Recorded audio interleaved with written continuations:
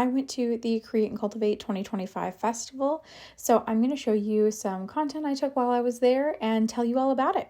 This video here is from the main stage where speakers like Sierra, Becky G, Aisha Curry spoke, and it was incredible. They had a ton of seating where you could sit, relax, connect, grab a drink, and enjoy some shade. And then inside this massive building, they had a ton of brand activations. They called this the marketplace, and it had brands like Fora, Gusto, there were skincare brands, drinks, more activations throughout the day. The Maven booth in particular was so cool. This was the Chase Marketplace. They had different small businesses both days, and it was really incredible. I actually didn't get to see the day one brands, but this was from day two.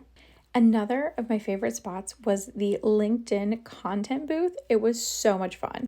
Overall, there was a ton to see and do. Here's another view of the content cafe and the main stage entrance. One of my favorite parts about the whole festival was how they made it super easy to connect with the other attendees. In addition to the one-on-one connections in the app, each person's badge had a QR code, and every table for the curated one-on-ones had these fun little prompts. And they closed out day one with a concert from Doechii, which was just so incredible. The energy was so electric, and I genuinely had such a fun time. She's a great performer, and I was so excited to see her live. Now we're back for day two.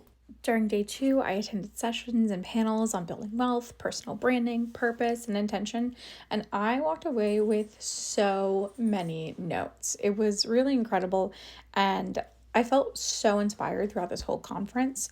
The people that were there were so passionate and kind, and it was really just overall such a wonderful experience. I spent a ton of time at the panels on the creator compound just because I felt like I was getting the most out of those sessions. So this was from the panel on personal branding in the creator economy, and it was incredible. Definitely one of my favorites. I also had a ton of one-on-ones on the second day, which was so wonderful. I got to meet so many incredible people who are running kick-ass businesses in a ton of different industries. And if you can't tell, the LinkedIn Content Cafe was like my favorite thing. And they wrapped up day two with a keynote from Aisha Curry, which was amazing. And that's a wrap on my first, but definitely not last, Create and Cultivate Festival. Thanks for coming along with me.